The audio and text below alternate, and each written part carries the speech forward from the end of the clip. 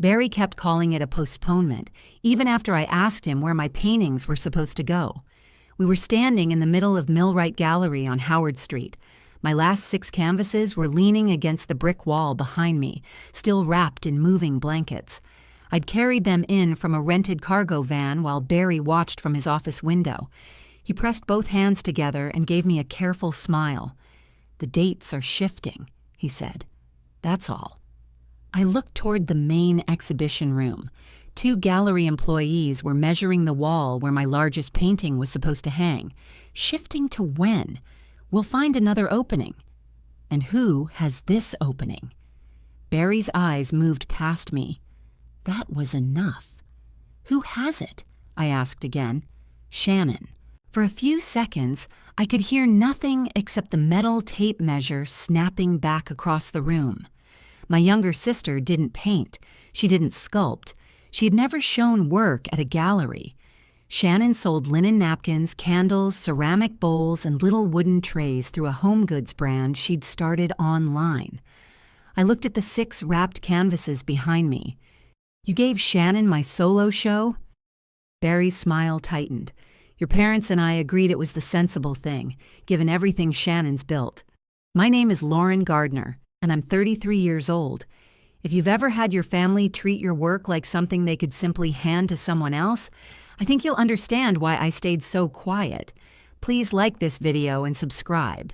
To explain how I ended up standing there with paint under my fingernails and no exhibition, I need to go back 14 months. That was when Millwright offered me the show. I'd been painting in the same second-floor studio on Howard Street for almost 4 years. It was above a stationery shop and 2 blocks from the gallery. The freight elevator worked when it felt like it, so I usually carried smaller canvases down the back stairs myself. The studio had tall windows facing north. In winter, cold air came through the frames. In summer, the old air conditioner dripped into a plastic bucket beside my work table. I kept promising myself I'd find a better place. I never did. The light was good, and the rent hadn't ruined me yet. I painted ordinary rooms after people had left them. An empty breakfast table, a motel bed with one corner of the blanket folded back, a kitchen sink at night. They weren't sad paintings, at least not to me. I was interested in the small evidence people leave behind. Millwright had included 3 of my pieces in group shows. They'd sold 2. Barry Watson started visiting my studio every few months after that. He always wore shirts with the sleeves rolled neatly twice. He had a habit of standing too close to paintings while he talked about them. During one visit in the spring of 2025, he walked around a large canvas I was finishing and said, "You have enough here for a real exhibition." I wiped my hands on a rag. What does real mean? A solo slot. Main room. Full catalog. I thought he was being encouraging in the vague way gallery directors sometimes are. They say something nice, then disappear until they need another donated piece for an auction. Barry opened his calendar. "I'm serious. Late summer next year." I stared at him. "That's 14 months away. That gives you time to finish the series properly." My first thought was that I needed to call Grandma Nancy. Then I remembered she'd been gone for 2 years. I looked down at the paint rag in my hands. Barry was still talking about wall space and promotion, but I missed part of it. Grandma Nancy had been the only person in my family who understood that painting was my work. Everyone else called it my talent, my interest, or my little art thing. She called it work because she knew that word mattered. When I told my parents about Millwright's offer, we were at their house in West Omaha for Sunday dinner. Shannon had brought samples from her first candle collection. She'd arranged them on my mother's kitchen island before we ate. My mother, Barbara, was 62 then. She kept picking up the candles and reading the labels aloud. Coastal Fig. That sounds expensive. It's supposed to, Shannon said. My father, Robert, laughed. I waited until everyone sat down. Then I told them Millwright wanted to give me a solo exhibition. My father cut into his roast. That's good, Lauren. My mother said, Is this the one where I'm social chair? You're social chair for the board, I said. Yes. Well, that'll help. I didn't ask what she meant. Shannon turned to me. When is it? Next summer. That far away? It takes time to finish the work. She nodded as if I'd explained a slow shipping estimate. Then she pushed a candle toward me. Smell this one. Dad thinks it needs more cedar. That was the whole discussion. I should say this wasn't unusual. Shannon was 3 years younger than me, and my parents had always treated her plans as if they came with deadlines everyone else had to respect. When Shannon needed product photos, my mother helped style them. When she had vendor events, my father loaded his SUV. When she wanted to move her inventory out of her apartment, my parents paid for a small warehouse unit. They called it supporting a business. When I needed help moving 8 framed pieces into my first Millwright Group show, my father said his back was bothering him. That same afternoon, he carried 6 boxes of Shannon's candles into a holiday market. I saw the pictures online. I didn't bring it up. By then, I knew how those conversations worked. Dad would say the boxes weren't heavy. Mom would say Shannon had a fixed setup time. Shannon would offer to help me next time. Then my mother would ask why I always kept score. So I stopped giving them numbers they could argue with. Grandma Nancy noticed without being told. A year before she died, she came to my studio on a rainy Thursday morning.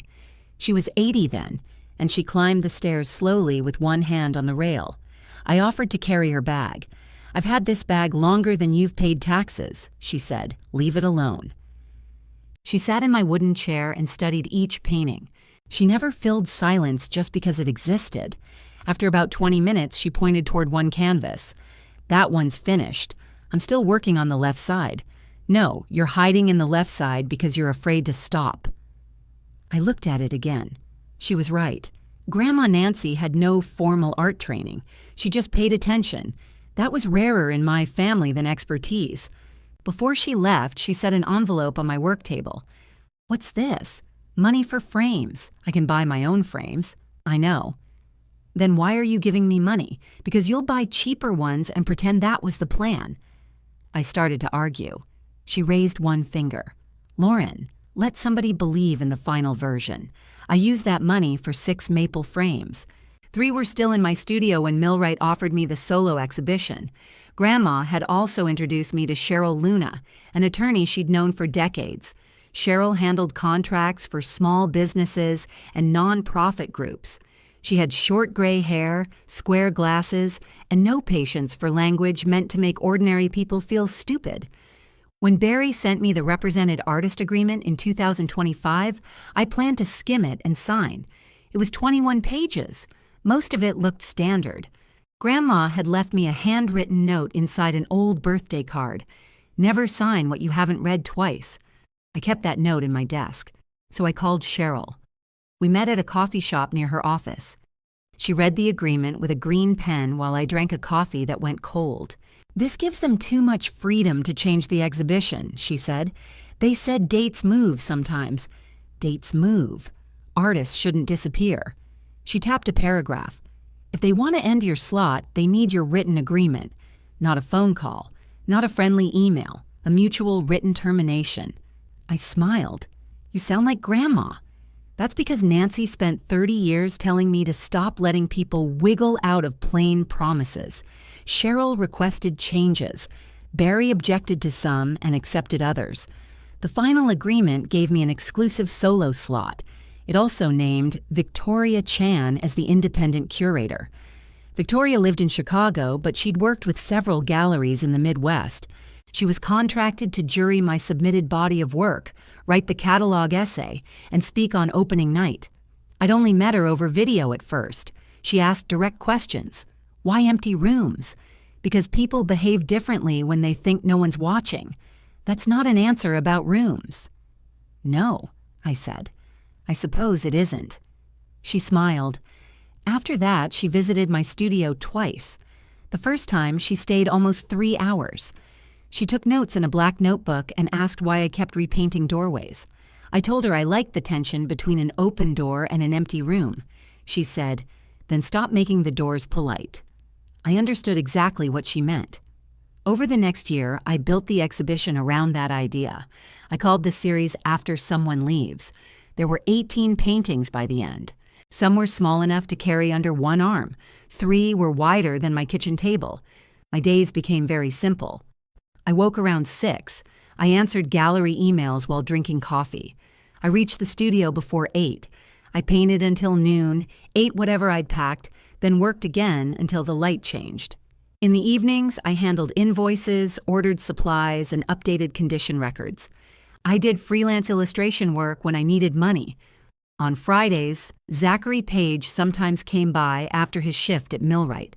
Zachary was an art handler and preparator. He knew how to hang a heavy frame on old brick without turning it into a public emergency. He also brought decent sandwiches. One Friday, he stood in front of my largest painting with half a turkey sandwich in his hand. "How much does this monster weigh?" 48 pounds. Why do artists know the emotional history of a color, but never the weight of their own work? I weighed it. That's why I'm friends with you. He helped me make templates for the hanging points. We measured each frame and wrote the numbers on blue tape. "Your family coming to the opening?" he asked. "They say they are." That doesn't sound convincing. My mother's on the board. She'll be there. That's also not what I asked. I looked at him. Zachary took another bite and said nothing. He knew enough about my family to leave it there. My parents had attended 2 of my gallery events before. They arrived late to one because Shannon's holiday sale ran over. At the other, my father asked Barry how much the building was worth. Still, I wanted them at the solo show. I'd spent years telling myself I didn't care. The truth was less flattering. I kept thinking the next achievement might make them see the difference between a hobby and the life I had built. Shannon's business grew during the same period. She called it Hearth Vale. The name didn't mean anything specific, but it looked good in thin gold lettering. She sold neutral-colored home goods online. Cream throws, pale ceramic vases, linen table runners, wooden serving boards. Nothing was ugly. That was part of Shannon's talent. She understood what looked expensive in a photograph. My parents treated each new development like family news. When she hired a part-time shipping assistant, Dad opened champagne. When I sold a painting to a hotel in Des Moines, Mom asked if I got to keep the frame. Shannon and I weren't openly hostile. That would have required her to believe we were competing. She called when she needed color advice. She borrowed my stepladder and returned it with wax on one side. Once she asked me to design a pattern for wrapping paper. When I told her my commercial rate, she laughed. "I thought you could just do something quick." I could. My quick rate is still a rate. She sounded hurt. Mom called 20 minutes later. "Your sister was trying to include you. She asked me to work for free. It's family exposure." Exposure to what? "You know, Lauren, not everything has to become difficult." That sentence came up often. Things became difficult when I named what was happening. So when my show approached, I kept the family involvement small. I emailed them the opening date. I sent a digital invitation. I mentioned the installation schedule once. No one offered to help. 11 days before opening night, I rented a white cargo van. Zachary had offered to meet me at the studio, but Millwright needed him at the gallery to prepare the walls. I loaded the first group of paintings myself. The large ones required a system. I carried them down one landing at a time, rested each frame against the wall, then went back for the next. By the 4th trip, sweat had soaked the back of my shirt. The stationery shop owner held the front door. "Big day?" she asked. "Almost." I secured the paintings with moving blankets and straps. I checked every buckle twice. Grandma's note was still in the contract folder upstairs, but her voice came with me anyway. Do it properly, especially when nobody is looking. I drove 2 blocks at walking speed. When I reached Millwright, Zachary was waiting by the loading entrance. He looked confused when he saw me alone. "Where's your dad?" "At home, probably." "And Shannon?" "Working." He stared at the van. "You loaded all of this?" It wasn't elegant. He opened his mouth, then closed it. He knew better than to offer sympathy while I was still holding a hand truck. We brought in the first 12 paintings. Zachary checked each one against the condition report. He photographed the corners and marked their arrival. The main room smelled like fresh wall paint and sawdust. My name was printed on a temporary installation sheet beside the door. Lauren Gardner, after someone leaves. I stood there longer than necessary. For 14 months, that sheet had existed only in emails and planning documents.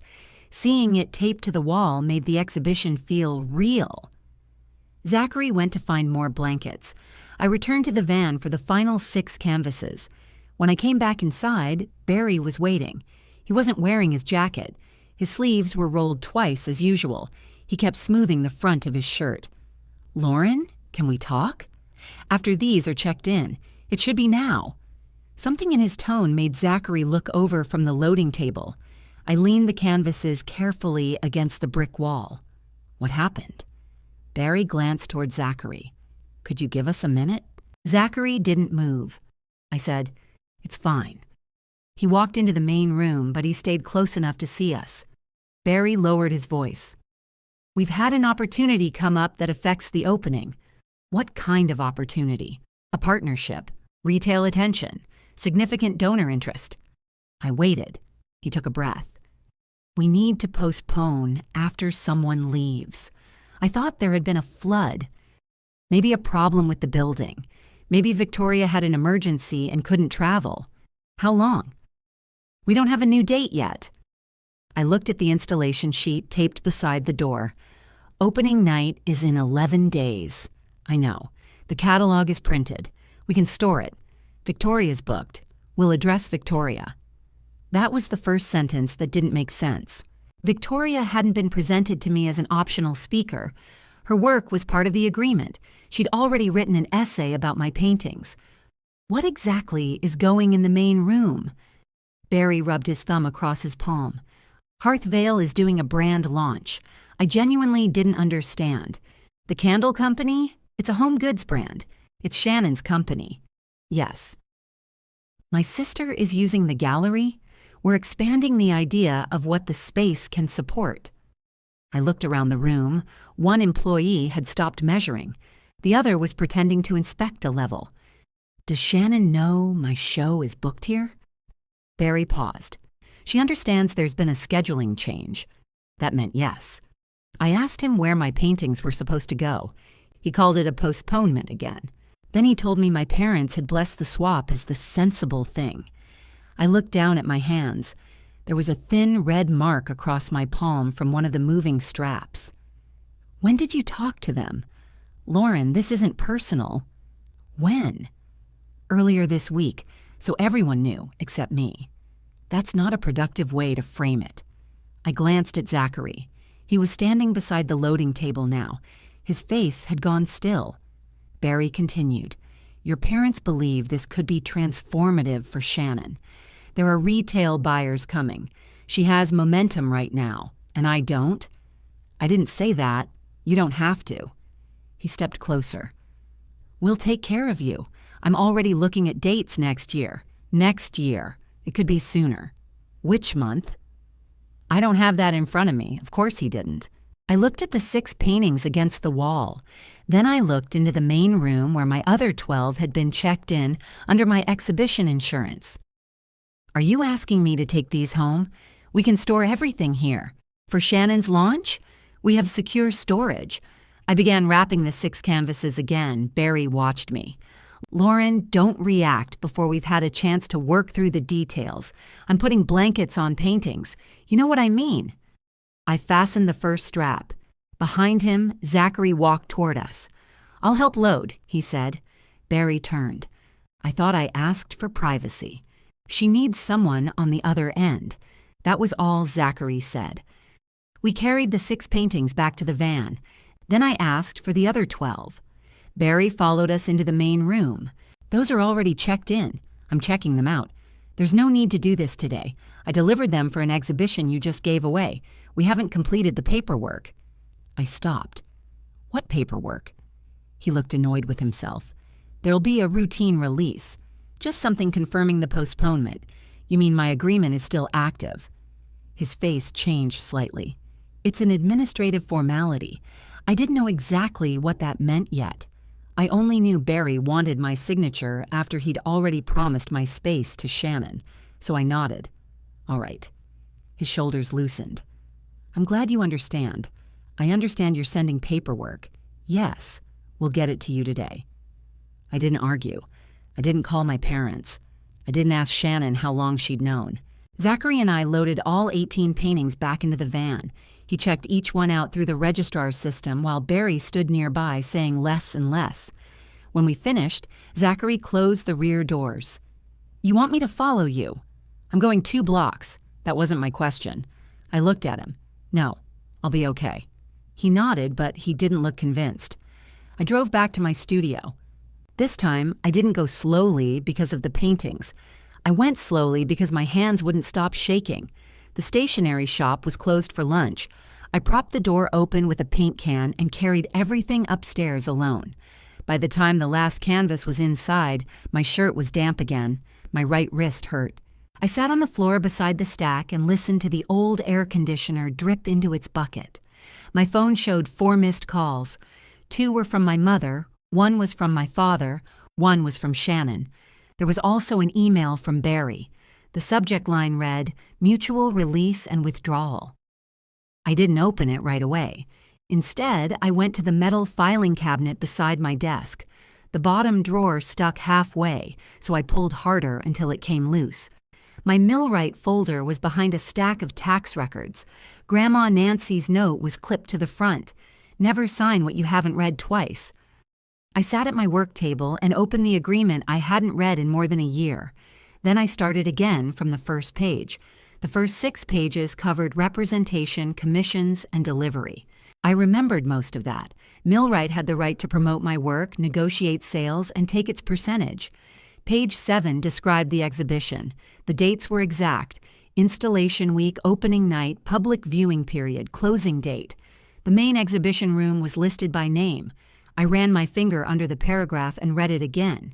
The exhibition slot described above is exclusive to the artist and submitted body of work. The next sentence was longer. I read it 3 times.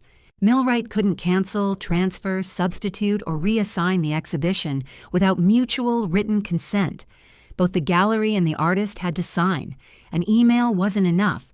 A conversation wasn't enough. My parents' opinion certainly wasn't enough. I turned to the signature page. My name was there. Barry's was beneath it. The agreement had been signed in 2025, long before anyone started discussing Shannon's launch. I went back to page 7. Barry had told me the change was settled. The contract said it wasn't even possible without me. That didn't mean I understood what he was doing. It meant his explanation didn't match the paper in front of me. I kept reading. Victoria's name appeared on page 9. It said she was contracted to jury and present the submitted body of work identified in the attached schedule. The schedule listed all 18 paintings. Some still had working titles because I hadn't finished them when we signed. Each entry included dimensions and a short description. Nothing in the agreement said Millwright could replace my paintings with another person's products and keep Victoria as the curator. I opened Barry's email. The attached document was 5 pages. At the top, in bold letters, it said, "Mutual release and withdrawal." The wording was polite. That made it worse. It said I had voluntarily requested to withdraw my exhibition.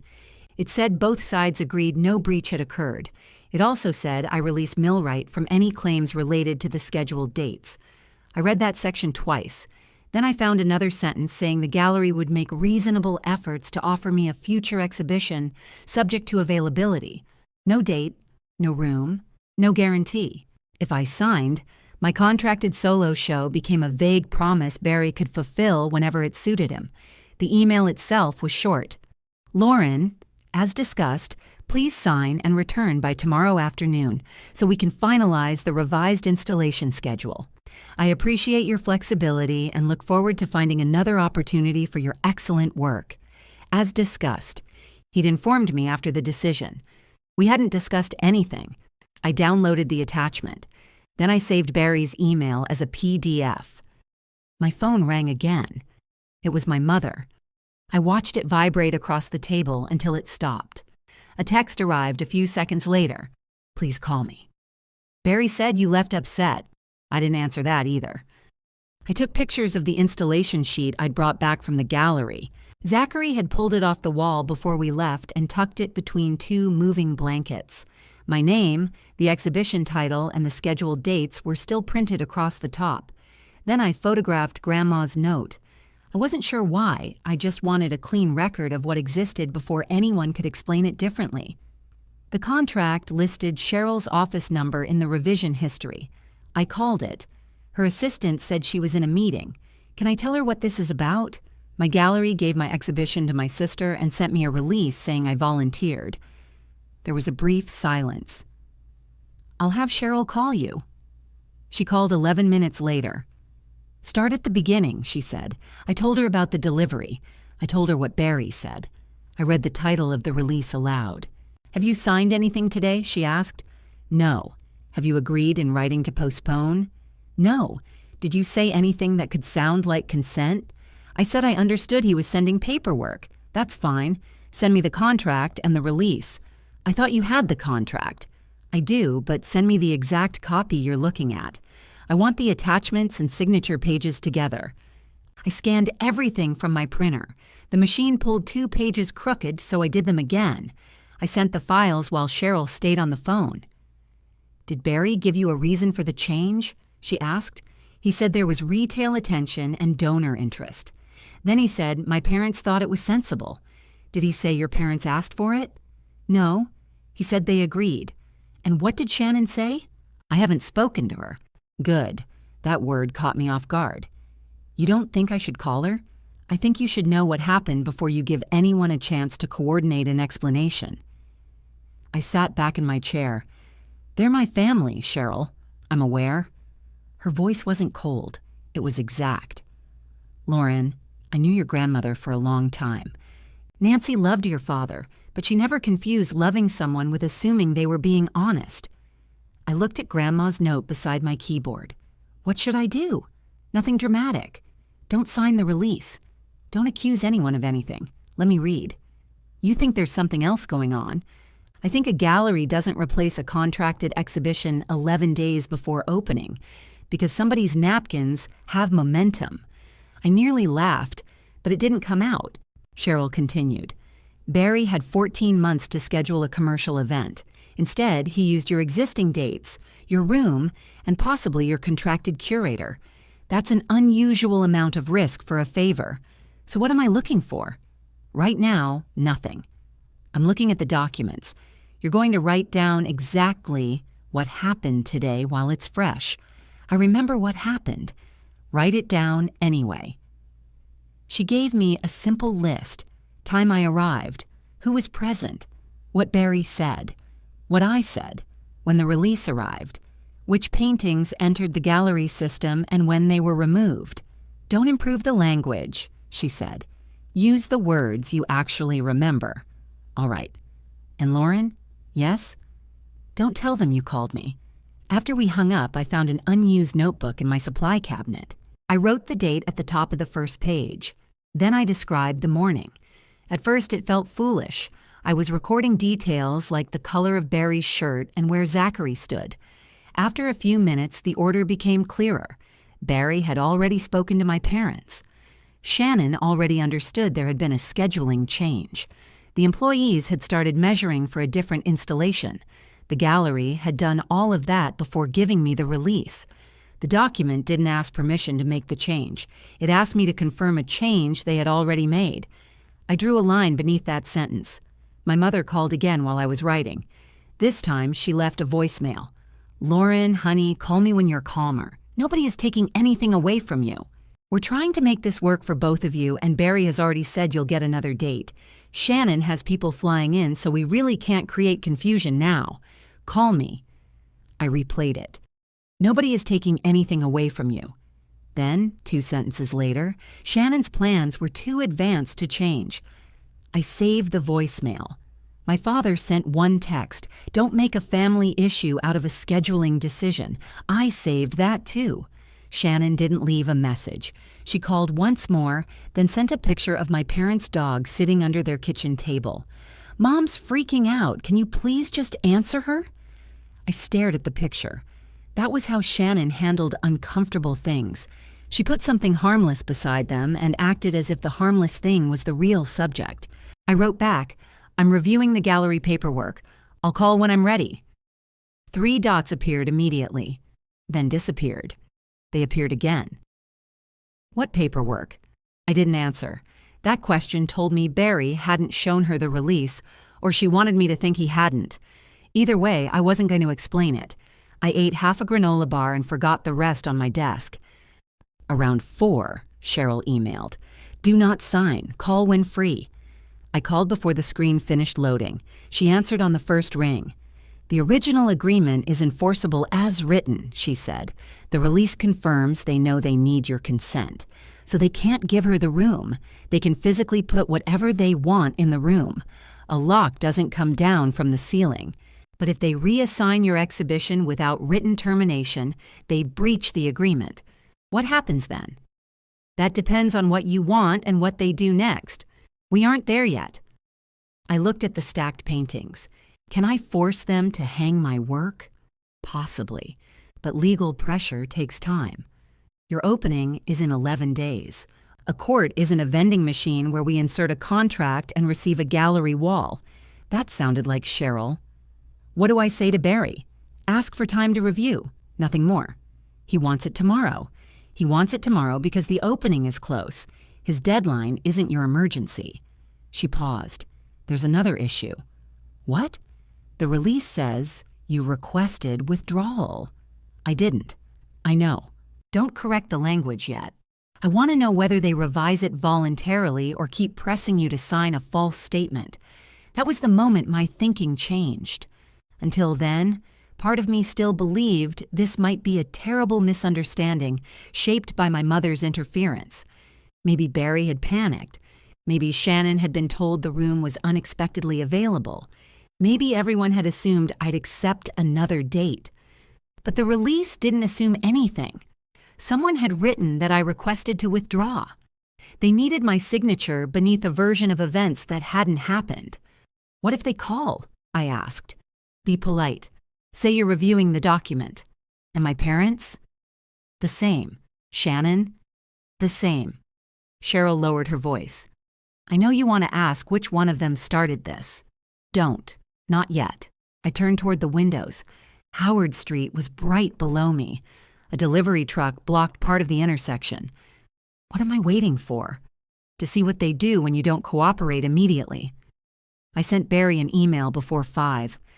Thank you for sending this. I'm reviewing the proposed release and will respond after I've had adequate time to consider it.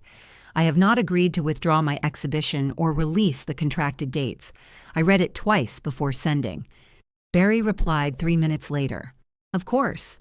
I hope we can resolve this quickly and collegially. As noted, several parties have made commitments in reliance on the revised schedule. Several parties. He still didn't identify them. I forwarded the exchange to Cheryl and added it to a new folder on my computer. I named the folder Millwright Original Documents. Then I backed it up on a small external drive. That was my first deliberate decision. I wasn't going to persuade my family that I deserved the show. I wasn't going to demand that Barry admit he'd lied. I was going to keep track of what they said. The next morning, my father came to my studio. He didn't call first. I heard his knock while I was re-stretching a small canvas. 3 hard taps, then the doorknob moved. It's locked, I called. I noticed. I opened the door but didn't step aside. Dad looked past me at the paintings stacked along the wall. You brought everything back? Yes. Barry said he offered storage. I'd rather keep them here. He held up a paper coffee cup. I brought you one. It was plain coffee with milk, which was what he drank. I took mine black. I accepted it anyway. He walked inside and looked around as if the studio had changed since his last visit. He hadn't been there in almost 2 years. You've got a lot of work in here. 18 paintings. He nodded. Your mother is very upset. I gathered that. She feels like you're punishing her by not answering. I needed one evening. You know how she gets when people shut her out. I set the coffee on my work table. Why did you tell Barry he could give Shannon my dates? Dad exhaled through his nose. We didn't tell him he could do anything.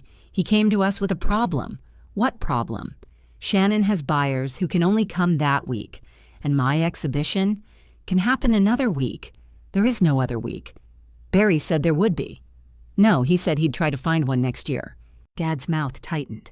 You're getting caught in wording. Wording is what the agreement is made of. He glanced at the metal filing cabinet. Is that why you're refusing to sign? I'm reviewing what they sent. It's a standard form. Have you read it? He didn't answer immediately. Barry explained it. That wasn't my question. Dad looked toward the windows. This was the part of any family disagreement where he usually became tired of me. His shoulders would drop. His answers would get shorter. Then Mom would say I'd pushed him too far. He picked up the unused coffee. Lauren, there are times when one person's opportunity is more time-sensitive than another's. My opening is in 10 days. Your art will still exist in 10 days. I said nothing. He seemed to hear the sentence after it left his mouth. His eyes moved toward the stacked canvases. That came out wrong. It came out clearly. I'm saying you have a stable relationship with the gallery. Shannon is trying to establish one by taking mine. Nobody took it. I waited. Dad rubbed the side of his cup. Don't do that. Do what? Stand there like you're taking testimony. I almost told him I'd called Cheryl. Instead, I picked up a rag and wiped a spot of dried paint from the table. What did Barry ask you? He wanted to know whether you'd be reasonable. Before he spoke to me, he knows the family connection. Your mother serves on the board. That doesn't give either of you authority over my contract. Dad's face went flat. There doesn't need to be authority for a family to help each other. Did Shannon ask you to help her get my slot? She asked us to help with her launch. That isn't the same answer. He set the second coffee beside mine. I came here to keep this from becoming ugly. It was ugly before you got here. For a moment, neither of us spoke. Then he said, Sign the release, Lauren. Barry will take care of you later. There it was. Not a request for patience. Not a suggestion that I meet with anyone. He wanted the signature. Why does it have to happen today? Because people are waiting.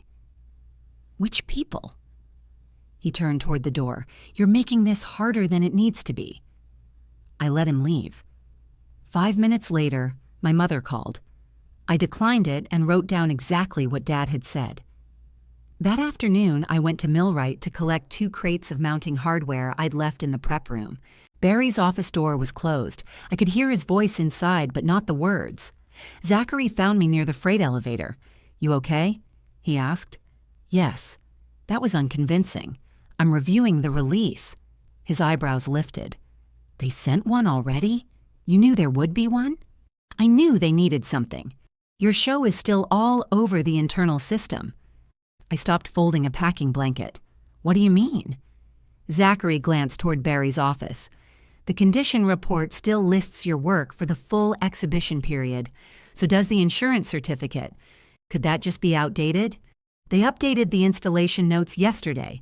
They didn't change the insurance. Why not? Because you can't change the insured exhibition by calling it settled in a meeting. He said it casually, then saw my face. What? Can you show me what you mean? Zachary hesitated. I can't give you registrar files. I'm not asking you to. He studied me for a second, then walked to the prep computer. He opened the schedule screen and turned the monitor slightly. My name was still there. All 18 paintings were listed beneath it. The contracted dates matched my agreement. Beside the exhibition status, a small green box read, Active. Zachary pointed to a note at the bottom. That's the insurance reference. It hasn't been canceled. I didn't touch the keyboard. I didn't take a picture. I just read it. The gallery was telling my family that I'd been postponed. It was telling me the change was already decided. But in the records that mattered, my exhibition was still active. Nobody had terminated anything. They had simply started behaving as if I had agreed. I asked Zachary when the registrar would normally change that status. After a signed termination, he said, or after the exhibition closes. Could Barry order someone to change it? He could try. The registrar would ask for supporting paperwork. The freight elevator groaned somewhere below us. Zachary closed the schedule screen. You didn't hear this from me. I won't use your name. I'm serious, Lauren. Barry already asked who helped you remove the work yesterday. What did you say? That I did? It was obvious. Was he angry? He said I needed to remember who approves my hours. I looked toward Barry's office. Zachary, I'm sorry. Don't be. He can explain why helping an artist carry her own paintings is a disciplinary issue. He picked up one of my hardware crates. Take these and go before he comes out. I carried the crates to my car. Before leaving, I called Cheryl from the driver's seat. She listened without interrupting. When I finished, she said, "That's useful confirmation, but don't ask Zachary for records." I didn't. Good. He has access because of his job. We don't want Barry accusing him of taking confidential material. The status still says active. Because it is active, can we use that? Later, perhaps. For now, it tells us Barry hasn't completed the change through the gallery's own process. I looked through my windshield at Millwright's loading door. Then why is he acting like he has? Because he believes your signature is coming. My phone buzzed while we spoke. A new email from Barry appeared on the screen. "Hold on," I said. The subject line was, "Revised release for immediate review." He'd changed the document. This version no longer said I had requested to withdraw. It said I consented to the gallery's decision to postpone the exhibition. The sentence about no breach remained. So did the broad release of claims. I read that part to Cheryl. "He fixed the most obvious false statement," she said. "He didn't fix the actual problem. He wants it by noon tomorrow. Reply that you're still reviewing. He's going to keep sending versions. Let him." I heard paper moving on her end. Every revision tells us what he's worried about. After we hung up, I sent the same short response. Then I drove home. I lived in a one-bedroom apartment near downtown. Most of my furniture had paint marks on it. The dining table was also my frame repair station, so I usually ate at the kitchen counter. That evening, I heated soup and checked my email. There was a message from Millwright's communications assistant. It had gone to the gallery's represented artists, board members, and donors. Reminder, Donner Preview Reception. Tomorrow evening. I'd forgotten about it. The preview wasn't for my exhibition. It was a yearly event where Millwright showed major supporters what was coming next. There would be small displays about upcoming programs, wine in plastic glasses, and Barry talking about community impact. I'd received the original invitation weeks earlier.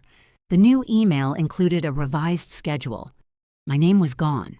In its place was a line that read, "Special Preview, Hearth Vale at Millwright." There was no description. I opened the attachment on my laptop and compared it with the earlier invitation. The time hadn't changed. The sponsor list hadn't changed. Only the featured exhibition had. I forwarded both versions to Cheryl. Then I found a message from my mother. "Since you won't answer, I'm putting this in writing. The donor preview tomorrow is important. Please don't attend if you're going to make anyone uncomfortable. Barry is under enough pressure." I read it twice. She wasn't asking whether I planned to attend. She was warning me away from a gallery event where I was still a represented artist. I saved the message. Then I answered. "I received the invitation directly from Millwright. I haven't told anyone I intend to make them uncomfortable," my mother replied almost immediately. "You know what I mean." "I don't. Please don't do this by text." I set my phone down. 5 minutes later, Shannon called. I almost let it go. Then I remembered what Cheryl had said about coordinated explanations. I answered and turned on the speaker. "Hi." "Oh, good. You're alive. I've been working. Mom thinks you're freezing everyone out. I took a day to review the documents." Shannon sighed. "Can we stop saying documents like this is a corporate takeover? The gallery sent me a contract release." "Fine. The form."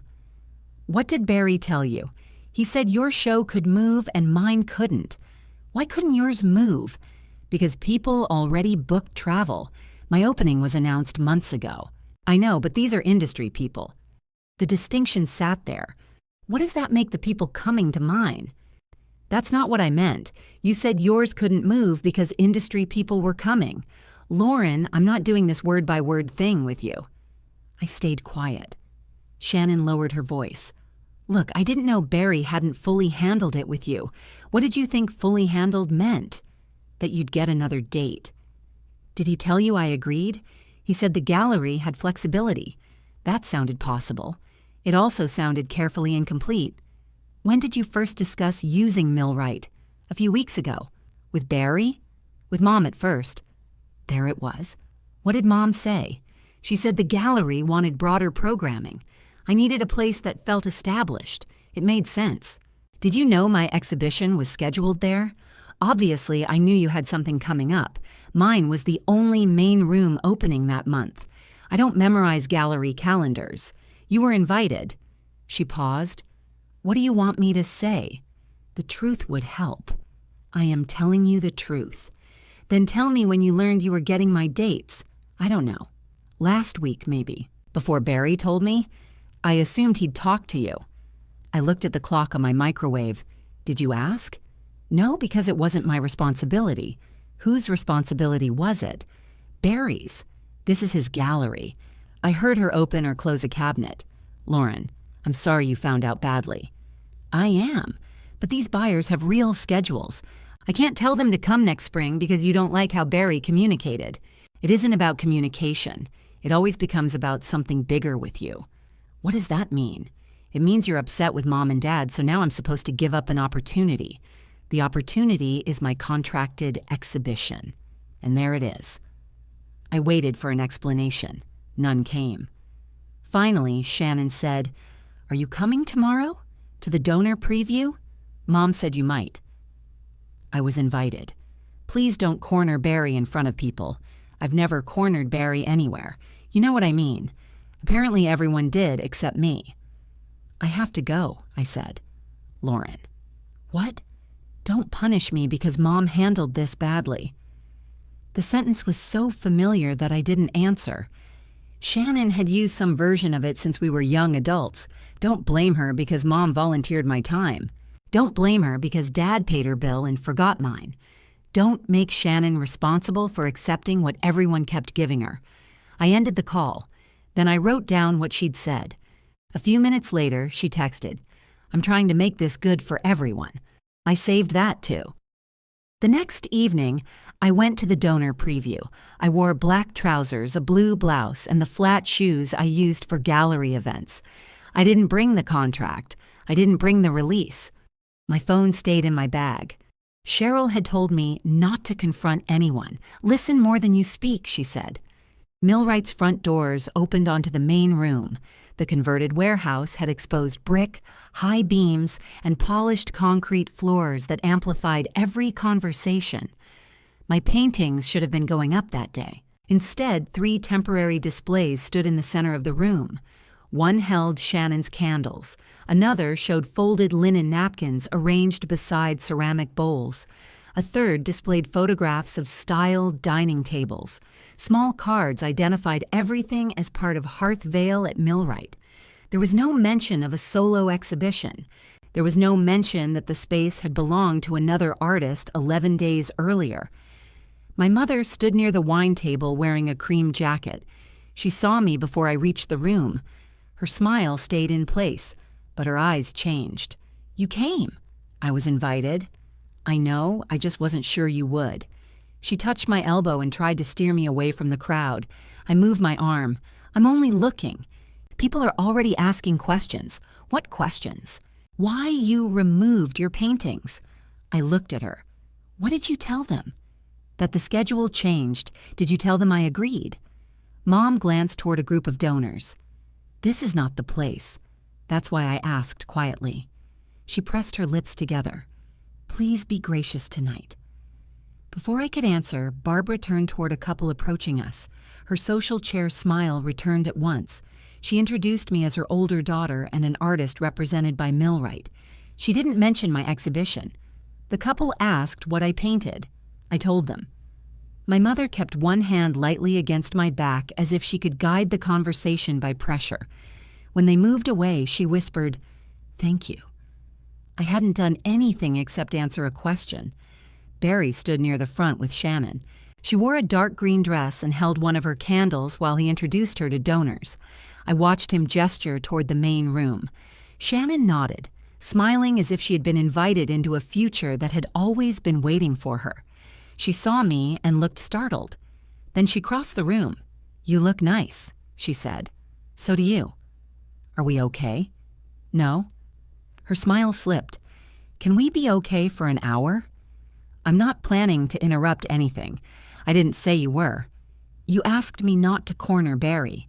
She glanced around. "Could you lower your voice?" I was already speaking quietly. Barry tapped a spoon against his glass before either of us said more. Everyone gathered near the temporary displays. He welcomed the donors and thanked the board. Then he described Millwright as a place where art, design, and commerce could meet. "We're responding to the future," he said. "We're bringing new creative voices into this building." Shannon stood beside him. My mother watched from the front row, smiling. Barry never said my name. He never said the schedule had changed. He presented Shannon's launch as a new program created deliberately for that room. After his remarks, I walked toward the rear gallery. Paul McGee was arranging membership brochures on a table near the hallway. He'd served on Millwright's board for years and volunteered as a docent twice a month. He looked up and smiled. "Lauren, I wondered if you'd come. Why?"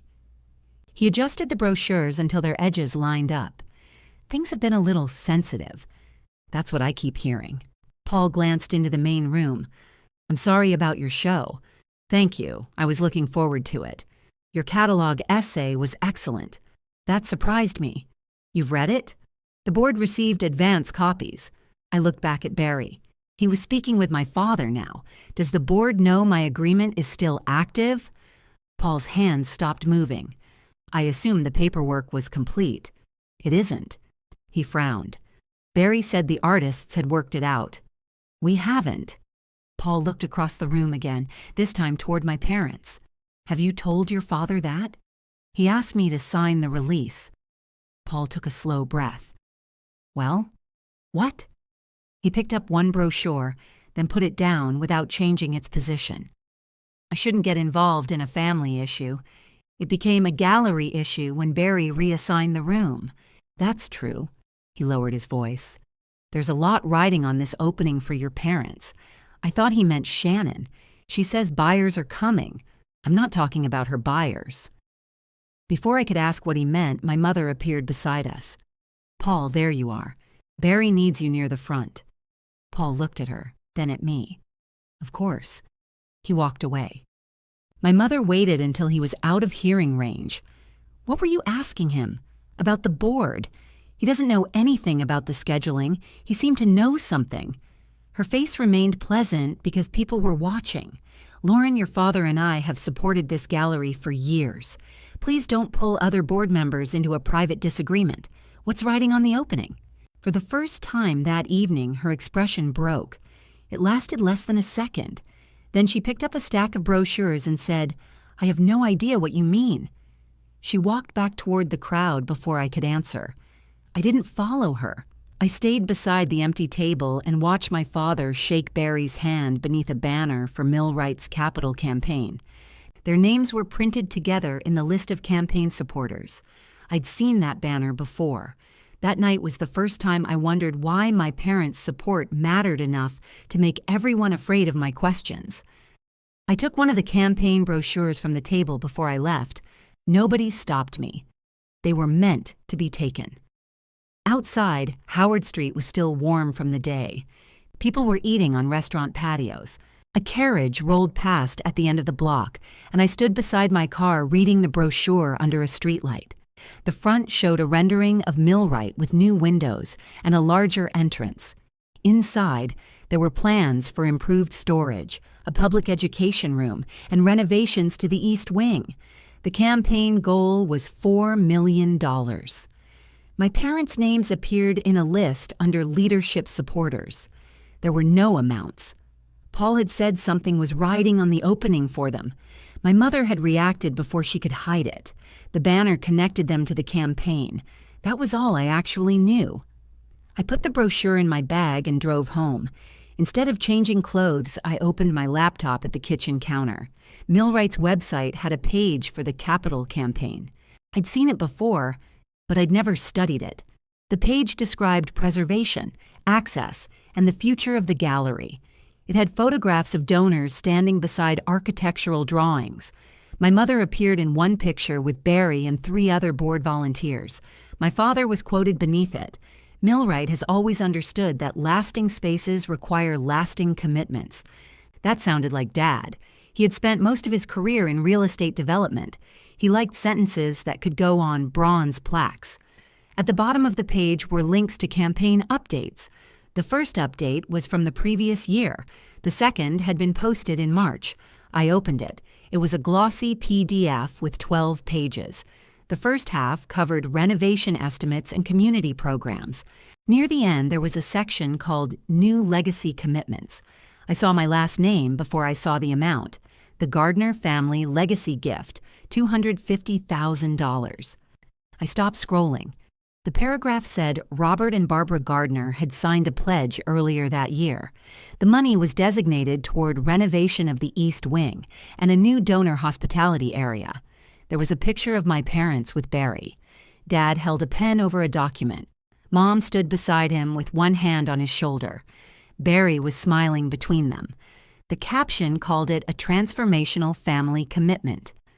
I enlarged the photograph. The document on the table was too far away to read.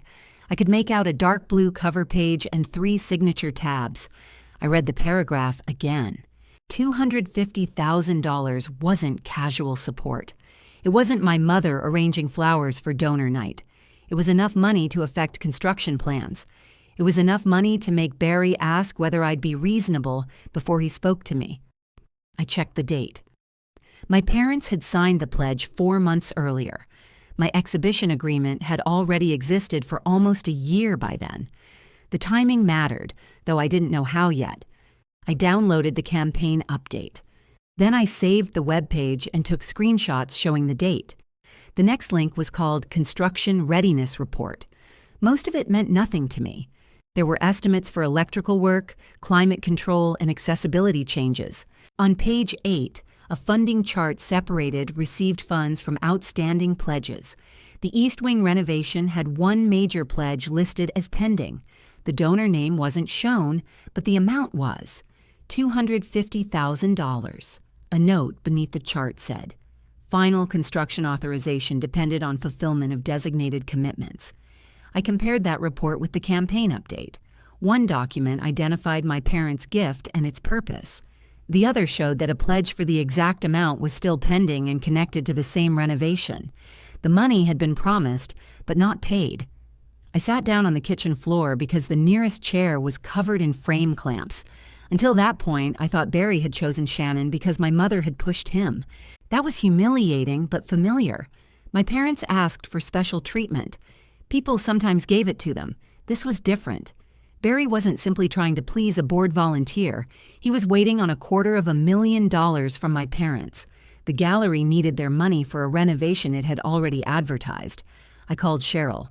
She answered with, "Are you all right?" I found the Capital campaign. That doesn't answer my question.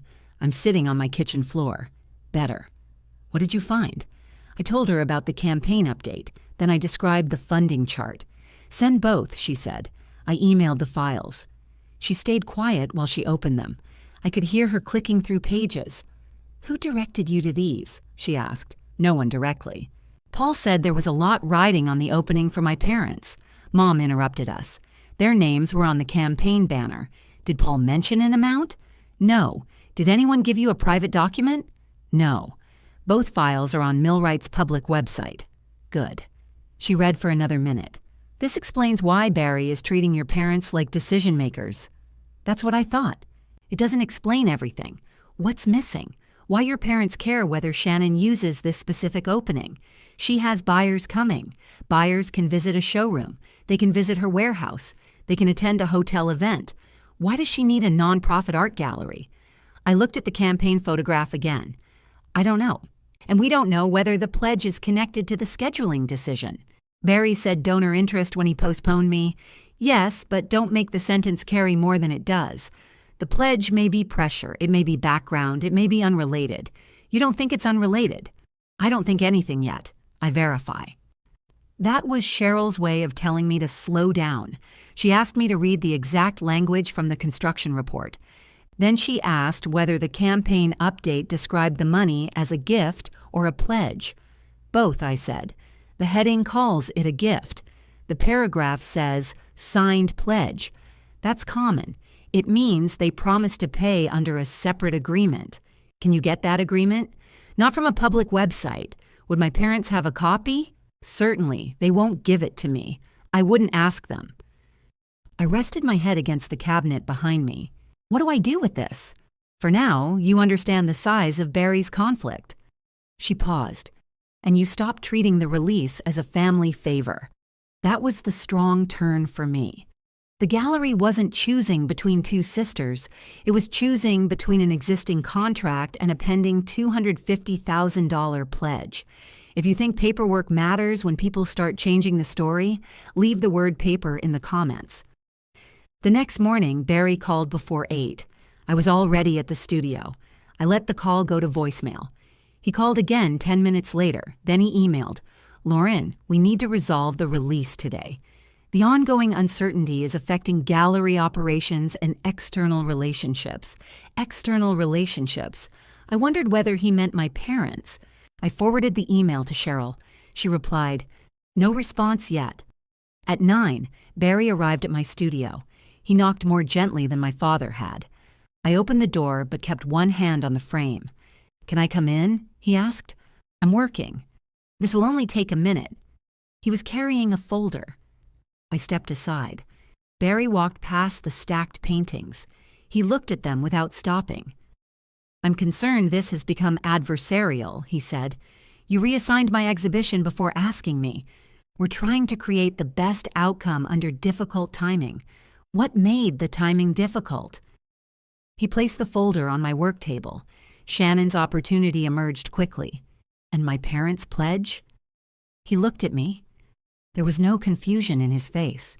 He knew exactly which pledge I meant. What does that have to do with the release? He asked. That's what I'm asking. The Gardners have supported Millwright for years. I'm also a Gardner. You know what I mean. Again, that phrase. I folded my arms. Did my parents condition their gift on giving Shannon my opening? No. He answered too quickly. Then why did you speak to them before me? Your mother is the board social chair. Your father has development experience. I sought their perspective. On my contract, on the program. My contract is the program. Barry rubbed the bridge of his nose. Lauren, I've spent years building your relationship with this gallery. I thought my paintings had something to do with it. That's unfair, is it? He opened the folder. Inside was another version of the release. This one offered me a solo exhibition during the following calendar year. There was still no date. There was still no designated room. A new paragraph promised $1,000 toward future framing costs. I looked up at him. What is this? A gesture of good faith. You're offering me $1,000 to surrender a contracted solo show. I'm offering material support because I value your work. Then keep my dates. He closed the folder. You're putting me in an impossible position. No. Someone else did that before I knew there was a position. His jaw tightened. This gallery operates on relationships. Contracts matter, but so does trust. I almost asked which one of us had broken it. Instead, I said, I'm reviewing the proposal. How long do you need? I'll let you know. The installation begins in 4 days. My installation was supposed to begin yesterday. Barry looked toward the windows. When he spoke again, his voice was softer. If you force this, there may not be a productive path forward with Millwright. It was the first direct threat he'd made. He didn't say he would end my representation. My agreement gave him procedures for that too. He only wanted me to picture a future where the gallery stopped returning my calls. Is that in writing? I asked. His eyes came back to mine. What? What you just said. I came here to have a private conversation. Then I'll write down my understanding and email it to you. There's no need for that. There is for me. He picked up the folder. I don't recognize this version of you. He left before I answered. I wrote down the conversation while I still remembered it. Then I emailed Barry. Thank you for visiting my studio. My understanding is that you stated there may not be a productive path forward with Millwright if I decline the proposed release. Please correct me if I misunderstood." He didn't reply. At noon, my mother sent a message. "Why are you threatening Barry?" I stared at it. Barry had left my studio less than 3 hours earlier. He had already spoken to her. I wrote, "What did he say I threatened?" She called instead of answering. This time, I picked up. "You cannot accuse him of extortion," she said. I didn't. "He says you're connecting our donation to Shannon's event." I asked whether they were connected. "Where did you hear about our gift?" "Millwright's website." "That information wasn't meant for you to use against us. It's in a public campaign report. You went looking." "Yes." My mother went quiet. That single word bothered her more than any accusation could have. Finally, she said, "Your father and I have worked very hard to support institutions in this city. I didn't say otherwise. Then don't imply that our support is improper." I asked why Barry spoke to you about my exhibition before he spoke to me. We were trying to help both our daughters. How does taking my show help me? Because Barry offered you next year. He offered me no date and $1,000. He didn't have to offer that. He has a signed agreement. She breathed out slowly. "I don't understand why you insist on making every kindness sound insulting." I looked at the 18 paintings along my wall. "Did you tell Barry the pledge depended on Shannon getting the room?" "No." Her answer was slower than his. "Did Dad?" "No." "Then why is everyone acting like my refusal threatens something? Nobody is acting like that." "Barry came to my studio this morning, I know. He implied my relationship with Millwright would end if I didn't sign. He said you were being rigid, and you called that a threat?" Mom didn't answer. I waited. Then she said, "We need to discuss this face to face. I've tried asking questions face to face.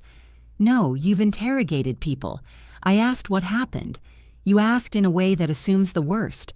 Tell me a better version." There was another silence. My mother lowered her voice. "Come to dinner Friday. Your father will be there. Shannon will be there. Barry has offered to join us if that helps." "No." "Why not? Barry doesn't belong at a family dinner. He's part of the issue."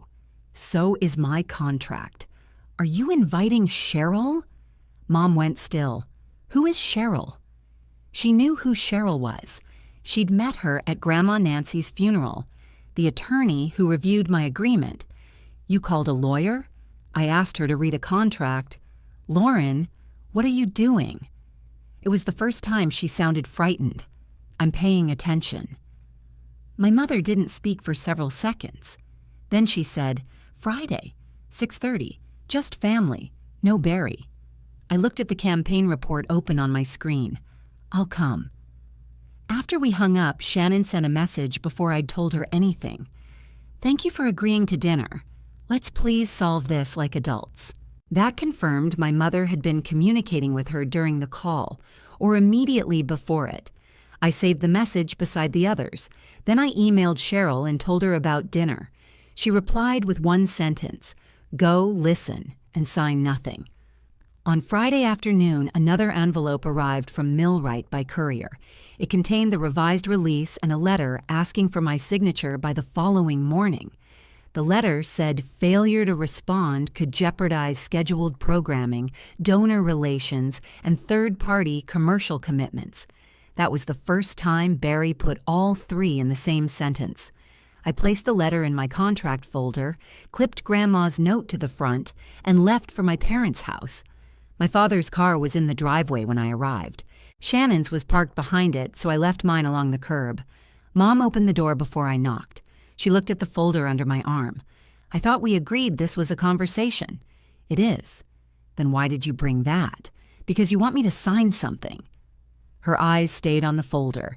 "Put it away during dinner." I followed her into the kitchen. She'd made roast chicken, lemon potatoes, and green beans. It was the same meal she served whenever she wanted everyone to behave normally. Dad stood at the counter slicing bread. Shannon was pouring wine. Nobody mentioned the gallery until we sat down. Mom asked about my studio. Dad commented on road construction downtown. Shannon told us one of her candle suppliers had shipped the wrong lids. I answered when someone asked me a direct question. Otherwise, I ate. The chicken was dry. Mom kept passing the gravy. Finally, Dad set down his fork. All right, we should deal with this. Mom looked relieved. He turned to me. Barry has guaranteed you an exhibition next year. He hasn't. He said he would. The release says reasonable efforts, subject to availability. He revised it. It says during the next calendar year. There's no date and no room. Dad rubbed his forehead. Why does the room matter? It's the main exhibition space. That's what I contracted. You'd still have a show. Shannon reached for her wine. Can we acknowledge that most artists would be thrilled to get 2 offers from a gallery? I didn't get 2 offers. You're getting another date. I'm being asked to surrender the only one I have. Mom put down her napkin. We're going in circles. No, I said. You're repeating something the document doesn't promise. She looked at the folder again. Did Cheryl tell you to say that? I read it myself. Dad leaned back. This is exactly why families shouldn't bring lawyers into every disagreement. You brought a gallery director into one before speaking to me. We didn't bring Barry into anything. He runs Millwright. Then let him explain why he spoke to you first. Dad looked toward Shannon. It was brief, but I saw it. Shannon saw it too. She picked up her fork and pushed a green bean through the gravy. Mom said, We knew Shannon had a time-sensitive opportunity. What opportunity? We've told you. Buyers. Which buyers? Shannon sighed. A regional retail group. What do they need from you? They're considering Hearth Vale for a seasonal partnership. What does considering mean? It means they may carry the collection. In how many stores? We're still negotiating. Then why does it depend on Millwright? It doesn't depend on Millwright. I waited. Shannon's eyes moved to Mom. Mom reached for the water pitcher. The gallery presentation strengthens her position, she said. How? It gives the brand context. What context? Lauren, you know how these things work. I don't. Explain it. Dad's chair scraped slightly against the floor. You don't need to pick apart every word. I do when nobody answers the question. Shannon pushed her plate away. The retailer doesn't want another online candle company. There was nothing polished in her voice now. She continued.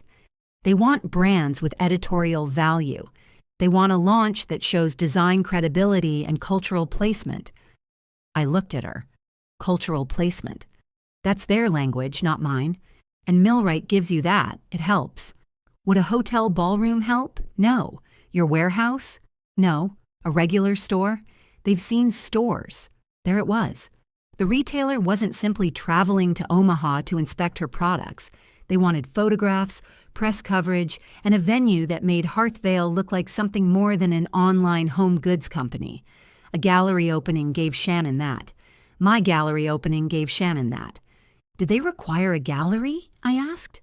Shannon looked at Dad. He said, they wanted a recognized design setting. That's not what I asked. She reached for her wine again. One of their partnership conditions is a professionally presented launch at a credentialed arts or design venue. Mom closed her eyes for a second. Shannon saw her. What? She was going to find out. Mom's voice stayed low. You didn't need to use the word condition, but it is one. I sat back. Every strange sentence from the past week settled into place. The buyer's fixed travel dates, Barry's reference to commercial commitments, my mother warning me not to create confusion, Shannon needing that room instead of any other event space. Without Millwright, the retail partnership might not close.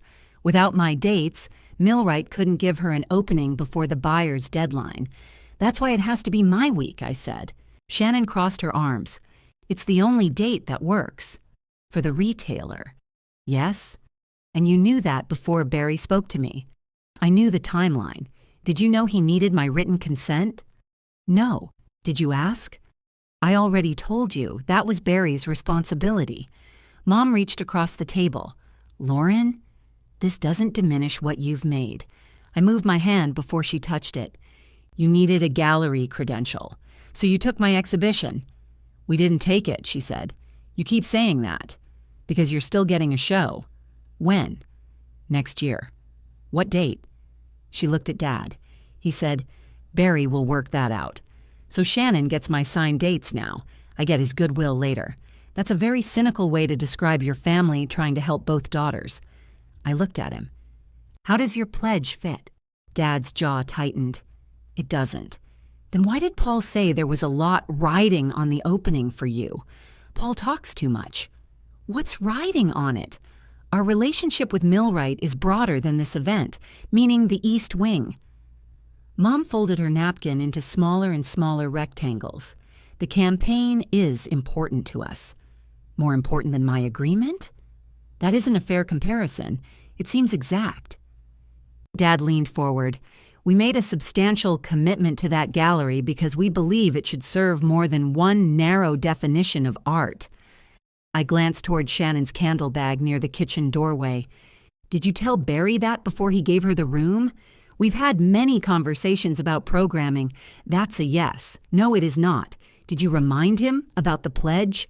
Dad's face became still. Mom answered for him. Your father explained that donors expect institutions to respond to changing opportunities. Shannon stared at her plate. I asked, did Barry offer my dates before or after that explanation? No one spoke. That silence answered more clearly than they had. My parents hadn't written a check directly to Shannon. They'd done something better for her. They used a pending gift to make Millwright turn her business launch into a gallery event. The money gave Barry a reason to listen. My contract gave him the room. All they needed was my signature afterward. Dad got up and carried his plate to the sink. You came here determined to see this in the ugliest possible way. I came here asking why Shannon needs my exhibition. And now you know, Shannon said. Her voice was sharp. Mom turned to her. Please. No, I'm tired of acting like I broke into the building and stole her paintings. You agreed to use the room. I accepted an opportunity. You accepted mine. Shannon looked directly at me. Yes, Lauren, I accepted it. The room went quiet. She continued before anyone could stop her. I have employees depending on me. I have inventory sitting in a warehouse. I have one chance to get into this retailer before they finalize next year's partnerships. You can paint the same paintings and show them later. Mom whispered, Shannon. What? That's true. I placed both hands flat on the table. My work is already finished. Then it'll still be finished next year. I nodded once. Shannon seemed unsettled by that. She added, You know, I didn't mean it like that. I know exactly how you meant it. Dad turned from the sink. This isn't helping. It helped me, I said. Mom looked at me carefully. What does that mean?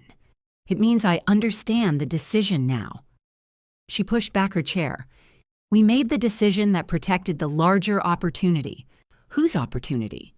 Both of yours. No. Mine was already protected by a contract. Dad dried his hands on a dish towel. Contracts aren't the only thing that matters. They matter when the family has already chosen. He dropped the towel on the counter. Nobody chose between you. Shannon laughed once. It was a short, nervous sound. Dad, come on. He looked at her. She shook her head. You did choose. You just think Lauren should be mature enough not to call it that. Mom stood. That's enough. But Shannon wasn't finished. You told Barry her audience was smaller. You said she didn't have outside partners traveling. You said delaying her would affect one person, but delaying me would affect a whole company. I looked at my father. Did you say that? He didn't deny it. He said, I explained the practical difference. There had always been a practical difference in our family. Shannon's needs came with other people's names attached. Suppliers, employees, buyers, my mother, my father. Mine arrived alone, so they were easier to move. Mom walked to the sideboard and picked up a document. I recognized the blue Millwright header. Barry asked us to give you this, she said. It was the same revised release the courier had delivered. A small yellow tab marked my signature line. You invited me to dinner to get this signed. We invited you to resolve the problem. By signing. Dad said. We thought once you understood what Shannon could lose, you'd reconsider. I closed the folder I'd brought. What does she lose? Shannon answered. The retail partnership. Most likely. And what do I lose? Nobody spoke. Mom held out the release. Sign it tonight. We can all go to the opening together. You can support your sister and Barry can start looking for your new date on Monday. I didn't take the document. Shannon's face changed. You're really going to risk my deal. I'm not responsible for a deal built on my signature. It's one date. It was 14 months of my life. You still have the paintings, and you still have the candles. Dad said my name in warning. I stood and picked up my folder. Mom's hand remained extended with the release. If you walk out without signing, understand that this affects more than you. I do understand. Your father's relationship with Millwright, Shannon's company, Barry's position. People have made commitments. So have I. I left my plate on the table. Nobody followed me to the door. When I reached my car, I sat behind the wheel and wrote down the retailer's condition while the wording was fresh. Credentialed arts or design venue, professionally presented launch, partnership deadline. Then I wrote what Dad had told Barry. Delaying Lauren affects one person. I called Cheryl from the curb. She listened while I described the dinner. So now we know the commercial reason, she said. Yes. And we know your parents used their donor position to influence the gallery. They'll deny it was pressure. They can call it perspective if they like. I looked back at the dining room windows. The curtains were open, but I couldn't see anyone clearly. What do we still need? The actual gift agreement, Cheryl said. Not the campaign brochure, not a standard release, the document your parents signed. Why? Because if their money is shaping Barry's decisions, I want to know what Millwright promised in return and what your parents promised about payment. Can we get it? I may not be able to get their copy. She paused. But nonprofit galleries reuse language, and I know where to start asking. By Saturday afternoon, Cheryl had found one. She called while I was cleaning brushes. I have Millwright's standard campaign pledge form, she said. It was circulated to donors when the campaign opened. How did you get it? I reviewed one for a client last year. The client gave me permission to use the blank form, not their completed agreement. Is it the same one my parents signed? It should be the same standard language. We still need to verify that. I dried my hands and opened my laptop. Cheryl emailed a redacted PDF. The donor's name, amount, and payment schedule had been removed. Everything else remained. The document was called a gift agreement. I recognized the dark blue cover from the photograph of my parents signing theirs.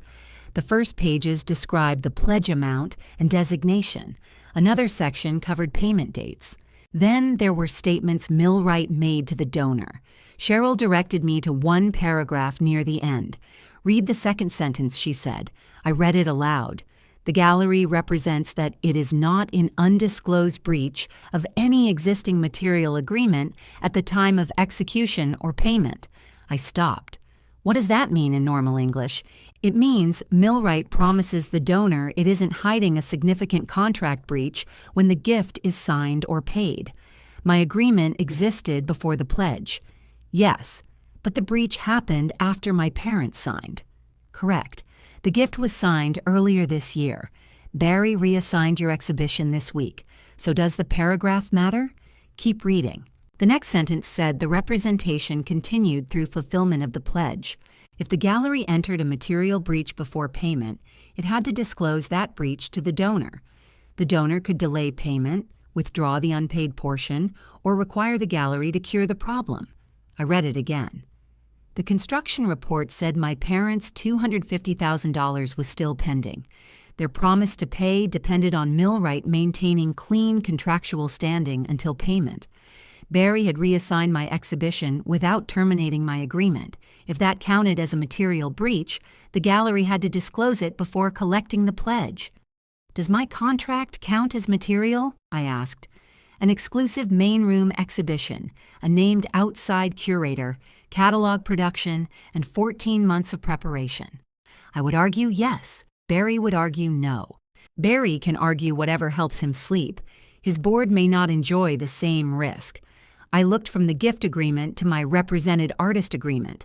The same gallery name appeared at the top of both. One contract promised me the room.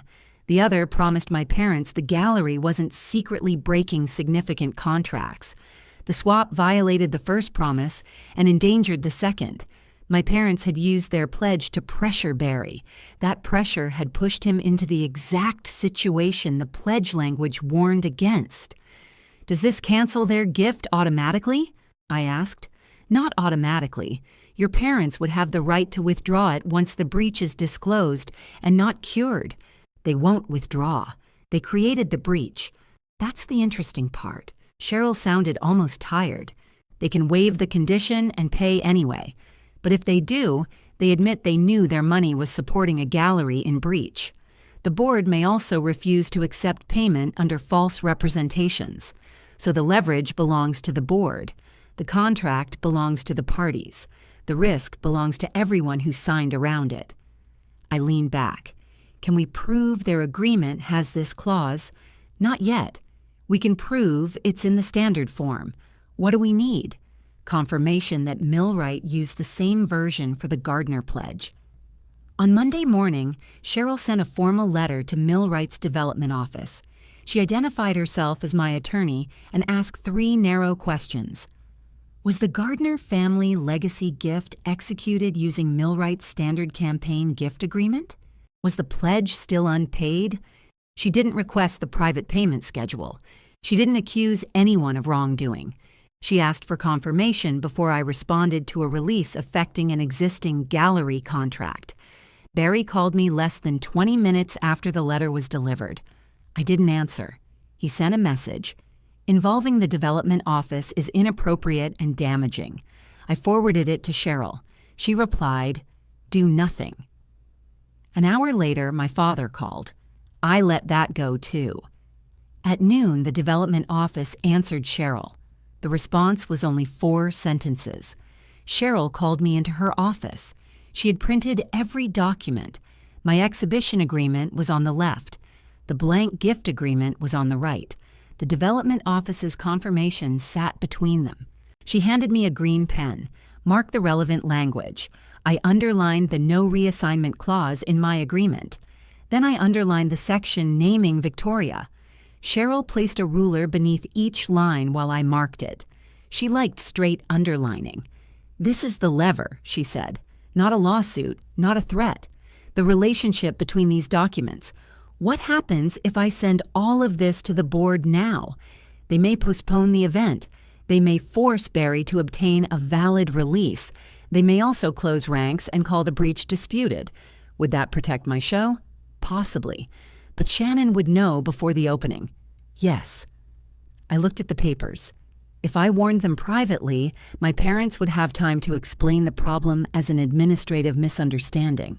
Barry could cancel Shannon's event and blame me for disrupting it. The retail buyers might never learn why. I still didn't know what I wanted to do.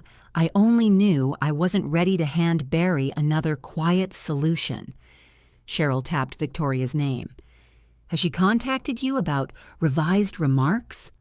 "No." "Has anyone told her the exhibition changed?" I assumed Barry would. "Don't assume." I checked my email from Victoria.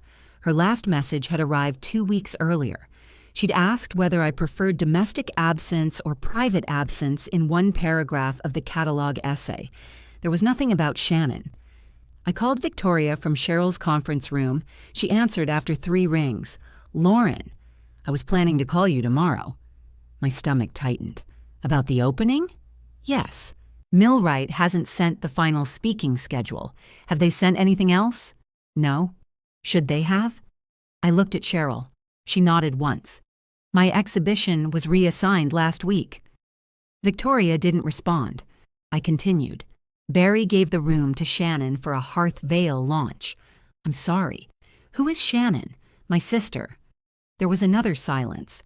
"Is Hearth Vale the submitted body of work?" "No, it's her home goods business." Victoria's voice changed. "Did you withdraw?" "No." "Did you sign a termination?" "No." "Then how was it reassigned?" Barry started calling it settled. I heard a chair move on her end. "My flight is booked." Millwright confirmed my hotel yesterday. What did they say you were speaking about? They said opening night curatorial remarks. For Shannon's products? No one mentioned Shannon or products. I closed my eyes. Victoria was still scheduled. Barry hadn't told her the artist had changed. He was using the same curator, the same opening schedule, and possibly the same public description. "Do you have your engagement letter?" I asked. "Of course. Can you read what it incorporates?" Paper moved near her phone. Victoria read the relevant section. Her engagement was tied directly to my represented artist agreement. It named me, the submitted body of work, and the exhibition dates. It required her to jury that work and speak about it on opening night. Nothing allowed Millwright to transfer her role to another artist or brand. "They never amended this," she said. "They sent me a release. I didn't sign it. Send me everything." Cheryl shook her head and pointed toward the documents. "I'd rather bring you a verified copy," I said. "Are you still coming to Omaha?" "Yes." "Can we meet before the event?" Wednesday afternoon. That was 2 days before opening night. Victoria's voice stayed controlled, but each word became more precise. "I won't promise you a public confrontation, Lauren. I'm not asking for one. I need to review the agreements and speak to my own counsel. I understand. But I will not put my professional name to work I wasn't engaged to review. Thank you." After we ended the call, I sat without speaking. Cheryl gathered the papers into one stack. "Barry didn't tell her," I said. "No. Why keep her booked? Her name gives the event credibility, the same reason Shannon needed Millwright. They weren't only taking my room, they were keeping the professional structure built around my work and placing Shannon inside it." Cheryl compared my original agreement with the final PDF in her records. Every page matched. She copied the complete document, attached the exhibit schedule, and added a certification stating it was a true copy of the fully executed agreement she'd reviewed in 2025. She sealed it in a large envelope. "You'll give this directly to Victoria," she said. "Nothing else?" "Nothing you don't want repeated." I took the envelope back to my studio and locked it in the filing cabinet. The next day, Barry sent the public program for opening night. Victoria was listed as the curator. My name wasn't anywhere on it. The program described Hearth Vale as a design experience presented through the curatorial lens of Victoria Chan. I read that line several times. Victoria hadn't reviewed one candle, bowl, or table runner. Barry was advertising her judgment anyway. By noon, the program was on Millwright's website. The gallery posted it on social media and tagged Shannon, Victoria, my mother, and 3 local publications. Shannon shared it immediately. Her caption said, "The show of a lifetime is finally here. I can't wait to welcome our retail partners, press friends, and Omaha design community to Hearth Vale at Millwright." Below that, she thanked Mom and Dad for believing in her vision. She thanked Barry for taking a chance on something new. She thanked Victoria for bringing such thoughtful perspective to the evening. Victoria hadn't even known Shannon's name the day before. I saved the post. An hour later, Shannon uploaded a short video from inside the gallery. The camera moved across the main room, where workers were arranging pale wooden platforms beneath hanging fabric panels. My temporary installation sheet was gone. In its place, gold lettering across the brick wall read, "Hearth Vale." Shannon turned the camera toward herself. "This has been years in the making," she said. "There were so many moments when I didn't know if we'd reach this level, but we're here." She didn't mention that the room had become available 6 days earlier. The comments filled quickly. My mother wrote, "So proud of you." Dad wrote, "You earned every bit of this." Millwright's official account added, "A landmark evening for design in Omaha." They weren't speaking privately anymore. They had attached the gallery's name, Victoria's reputation, and my parents' donor status to Shannon's launch. Barry could no longer describe it as a tentative scheduling change. He had published the substitution. Cheryl called after I sent her the links. "Keep copies," she said. "I have them. Don't comment, I wasn't going to. Don't correct anyone privately either. If Barry realizes Victoria knows, he may replace her before opening night." I looked at the public program. He still thinks she's going to praise Shannon's work. He thinks everyone will follow the schedule because the room is full. That was how Barry operated. Once enough people arrived, objecting became impolite. Wednesday afternoon, Victoria met me in the lobby of her hotel near the Old Market. She had just checked in. Her suitcase stood beside her chair, and her black notebook rested on the table. I brought the sealed envelope. We ordered coffee, then moved to a quiet corner near the windows. Victoria opened the envelope carefully. She read Cheryl's certification first. Then she examined my agreement page by page. I didn't fill the silence. When she reached the exhibit schedule, she compared it with her engagement letter. She had brought the original, not a printout. Both documents name the same submitted body of work.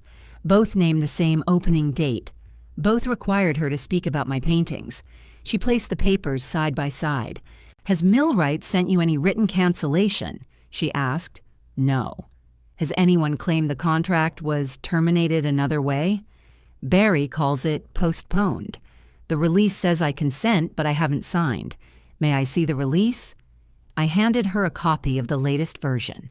She read the paragraph releasing Millwright from claims. "This gives you no replacement exhibition," she said. "Barry says it does." "No, it gives him discretion." That's what Cheryl said. Victoria turned back to my agreement. "Were you planning to attend Friday?" "My parents expect me to." "That isn't what I asked." "I haven't decided." She closed the release. "You should decide based on what you want to witness, not what they expect you to perform." I looked through the hotel window toward the brick buildings across the street. "What are you going to do?" "I'm going to ask Barry for the final introduction and podium schedule." "Will you tell him we met?" "No." "Will you tell him you have the contract?" "Not before I understand why he believes my engagement can be transferred." I waited. Victoria slipped the certified agreement into her leather portfolio. "I won't promise you a scene," she said again. "I know. And I won't let him introduce me under a false description." That was all she offered. It was enough. Before we left, she asked to keep the certified copy and the unsigned release. I gave her both. She returned my original contract to me. At the hotel entrance, she said, "Bring your original Friday. Do you think you'll need it?" "I don't know. Bring it." I carried it back to the studio and placed it in the folder with Grandma's note. Thursday morning, the pressure changed. Barry stopped asking me to sign. Instead, Millwright issued a press release calling Hearth Vale its featured design exhibition for the season. It quoted Shannon describing the collection as an exploration of home, memory, and intentional living. Barry's quote called the launch the product of months of collaborative planning. Months. 6 days earlier, he had told me an opportunity had come up. The release listed Victoria as independent curator and opening night speaker. By lunchtime, 2 local event sites had reposted it. A business publication ran a short item about Shannon's expected retail partnership.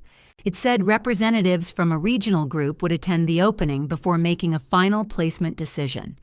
Shannon shared that too. She wrote, "No pressure." Then she added a smiling face. "My mother called around too. Are you coming tomorrow?" she asked. "I haven't said I'm not. We need a clear answer for seating. I thought it was a standing reception. There are chairs for the remarks. Then save me one." She sounded relieved. "Good. I want us together." "Why?" "Because we're a family. We were a family when my name was on the program." Mom went quiet. "Can we please have one evening where you don't say things like that?" I asked a question. "You know this matters to Shannon. It mattered to me, too. It still can. Later." Someone spoke in the background at her end. My mother covered the phone, but I heard Shannon's voice. Mom returned. "We'd like you near the front. Barry may thank you for your flexibility." I wasn't flexible. "Lauren, if he says that publicly, it isn't true. He's trying to be gracious. He can be accurate." Mom exhaled. "Please don't embarrass your sister." I looked at the folder on my work table. "I won't interrupt her. Promise me." I said I won't interrupt her. "That's not the same thing. It's the promise I can make." She ended the call without saying goodbye. That evening, I stood in my studio and rehearsed answers. I did it because I knew someone would corner me. If Barry thanked me, I could say I hadn't consented. If a donor asked where my paintings were, I could say the gallery removed them. If Shannon accused me of ruining her launch, I could explain the agreement. Every answer was true. Every answer also gave them a new argument. I said the words aloud until they began sounding like lines written for someone braver and louder than me. Then I stopped. The documents didn't need me to improve them. My agreement had dates, signatures, and one clear restriction. Victoria's letter named the work she had been hired to review. The gift agreement contained a condition my parents had created for themselves. I decided that if anyone asked me a direct question, I would answer it. Otherwise, I would say nothing. I put my original agreement, the campaign reports, and the development office confirmation into a black document case. Grandma's note stayed clipped inside the front cover. On Friday, I worked until 3. I didn't paint much. I cleaned the studio, adjusted 2 frames, and replaced the paper beneath my brushes. At 4, Zachary knocked. He was wearing black work clothes and carrying a roll of gaffer tape. "I'm headed over," he said. "How does it look?" "Expensive." "That wasn't what I meant." "I know." He leaned against the doorframe. "The retail group confirmed this morning. 4 people. Barry gave them a private reception area." "In the East Wing?" "Yes. The wing my parents' pledge was supposed to renovate." Zachary looked toward my document case. "Are you coming?" "Yes." "Are you going to stop it?" "I'm going to attend." He studied my face. "Victoria arrived yesterday." "I know." His eyebrows rose, but he didn't ask how. "Barry seems very happy," he said. "He should enjoy that." Zachary gave me a careful look. "I'll see you there." After he left, I changed in the studio bathroom. I wore a simple black dress and low heels. Grandma Nancy had given me a small silver pin shaped like a leaf. I fastened it near my collar. Then I checked the folder one last time. The opening began at 6. I arrived at 6:15. Millwright's front windows glowed against the early evening. A photographer stood near the entrance taking pictures of guests beneath the Hearth Vale sign. Inside, the gallery was full. The ceramic bowls sat under focus lights. Linen panels hung from thin cables. Candles burned beneath glass covers along the far wall. People held wine and spoke in the careful voices they used around objects with price cards. Shannon stood near the entrance in a cream dress. My parents were beside her. The 3 of them posed together while the photographer adjusted his angle. Mom saw me and waved. "Lauren, come here." I walked over. Shannon looked at the document case in my hand. "What's that?" "Paperwork." Her smile held because the photographer was watching. "Do you need it tonight?" "I was told to bring it." "By who?" The photographer raised his camera. Mom placed one hand behind my back. "Let's get one of all 4 of us." I stood beside Shannon. Dad leaned in from the other side. The camera flashed twice. Anyone looking at that photograph would have thought we came together. When the photographer moved away, Shannon caught my arm. "Can you put the case in the coat room?" "No." "What are you planning?" "To listen." Her eyes searched mine. Before she could ask more, a woman wearing a retailer badge approached. Shannon released my arm and smiled. She introduced me as her sister, not as the artist whose exhibition had been removed. I nodded to the woman and stepped away. Barry found me near the back wall. He wore a dark suit and a silver tie. His relief at seeing me was obvious. "Lauren, thank you for coming. I was invited. I hope tonight can be a fresh start." "For who?" He glanced at the case. "There's no reason to bring business into this evening. This is a gallery event. You know what I mean." He lowered his voice. "Your presence sends an important message." "What message?" "That the family supports Shannon and the gallery. I haven't signed the release." His expression barely changed. "Tonight isn't about the release." "No. Tonight is the reassignment." A board member passed behind us. Barry smiled at him, then turned back to me. "I'm asking you to consider the effect of your behavior. I'm standing by a wall. Keep it that way." He walked toward the front. I didn't follow him. At 6:45, the retail buyers took their reserved seats. Paul sat with 3 other board members across the aisle. Zachary remained near the sound controls. My parents joined Shannon in the front row. Mom had saved a chair for me between herself and the aisle. I sat down. She touched my hand. "Thank you," she whispered. Barry stepped to the podium. Behind him, the gold hearth veil letters filled the brick wall where my largest painting had been scheduled to hang. He welcomed the retail partners, donors, press, and board. Then he thanked my parents for their vision and transformational support. Dad nodded. Mom smiled. Barry described Shannon's launch as the beginning of a new chapter for Millwright. He said the gallery was proud to place its full institutional support behind her work. There was no hesitation left in him. He had filled the room. He had called the press. He had seated the buyers. He had praised my parents' money and presented my sister's business as an official gallery exhibition. Then he looked toward the side aisle. "And now," he said, "it's my privilege to introduce our independent curator, Victoria Chan." Victoria walked to the podium carrying her leather portfolio. Barry stepped aside, smiling. She adjusted the microphone and looked across the room. Then she opened her portfolio. "Thank you," she said. "Before I give any remarks, I need to clarify what I was engaged to do." Barry's smile disappeared. Victoria held up her engagement letter. "This document contracts me to jury and speak about the body of work submitted under Lauren Gardner's Represented Artist Agreement, signed in 2025. Someone behind me stopped moving a chair. Victoria continued. "The submitted body of work is an 18-painting series titled After Someone Leaves. What is displayed in this room is not that body of work. I did not jury it. I did not curate it. I was not informed that the artist had been changed. Every conversation in the room stopped." Barry moved toward the microphone. "Victoria, there has been a scheduling adjustment." She turned one page. "My engagement letter incorporates the original exhibition contract.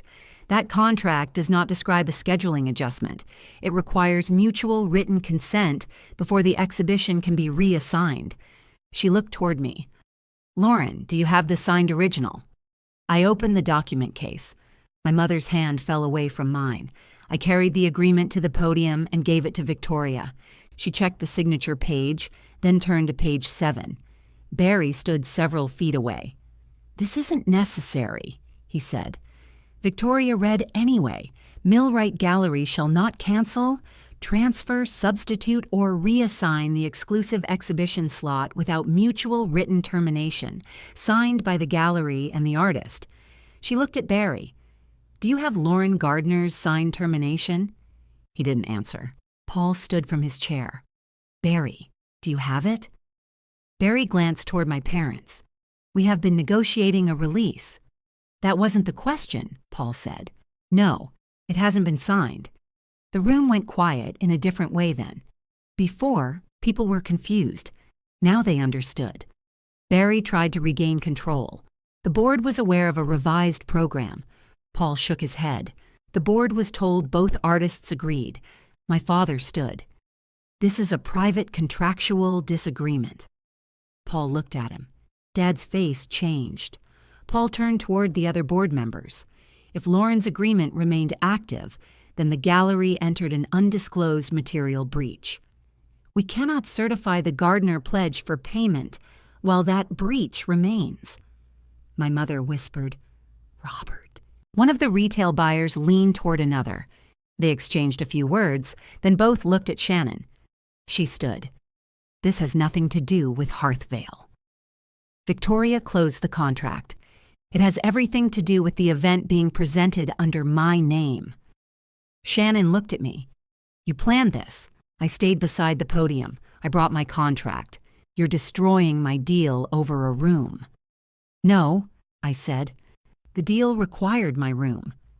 She opened her mouth, but nothing came out. Barry asked everyone to remain seated. Nobody listened. Paul called the other board members toward the side hallway. 2 of the retail buyers stood. The other 2 followed. Shannon hurried after them. "Please let me explain," she said.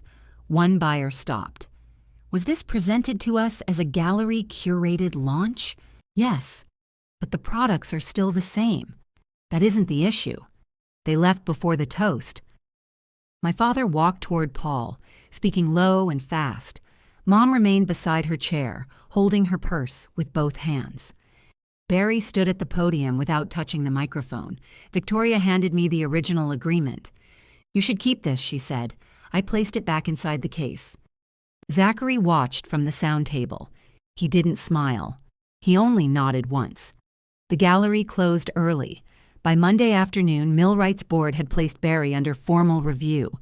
His access to development records and exhibition scheduling was restricted. The gallery's attorney contacted Cheryl the next morning. They didn't call the reassignment a postponement anymore. They called it an uncured breach. My parents formally withdrew their $250,000 pledge 2 days later. Their letter said confidence between donor and institution had been damaged. They didn't mention that their pressure created the damage. Without the pledge, the East Wing renovation was removed from that year's construction schedule. Millwright issued a short statement saying funding plans were under review. Shannon's retail partnership fell apart before the end of the week. The buyers didn't object to her products. They objected to the launch materials, which had described Victoria's involvement and Millwright's support in ways neither could confirm. Shannon called me 7 times. Her last voicemail said, "I hope you're happy. You could have handled this privately." I saved it, then blocked her number. Barry remained under review for more than a month. He eventually left Millwright. The public announcement called it a leadership transition. Paul called me personally about my exhibition. "The board wants to reinstate it under the agreement you signed," he said. "Same room?" "Yes." "Same catalog?" "Yes." "Victoria?" "If she remains willing." She was. The only change was the date. Cheryl drafted a short addendum making clear that I accepted the rescheduling as the cure for Millwright's breach. Every other term remained intact. I signed that document after reading it twice. My exhibition opened 7 weeks later. Zachary installed all 18 paintings. He hung the largest one on the brick wall where the gold hearth veil letters had been. Victoria gave the remarks she'd originally prepared. She spoke about empty rooms, open doors, and the evidence people leave behind. I dedicated the exhibition to Grandma Nancy. Her handwritten note appeared on the final page of the catalog. "Never sign what you haven't read twice." My parents didn't attend. Mom emailed the next morning. "We're sorry things became so painful. We hope, with time, you can understand that we were trying to protect Shannon's future." Dad sent a separate message. "Congratulations on the show. We should talk when everyone is ready to move forward." Neither apology named what they had done. They reached out after the pledge was gone, after Shannon's deal failed, and after Millwright restored my exhibition. By then, their concern sounded less like regret and more like discomfort with the result. I left both messages unanswered. I didn't slam a door. I simply stopped holding it open. The last evening of the exhibition, I stood alone in the main room after closing. Zachary had gone to bring the packing crates. Streetlight came through the front windows and reached the edge of my largest painting. It showed an empty dining room with one chair pulled away from the table. Beyond it, a door stood open. For years, I thought being dependable meant accepting whatever my family moved onto my shoulders. I know better now. A promise doesn't become less real because the people you love find it inconvenient. If you want more stories like mine, subscribe and tell me which city you're watching from.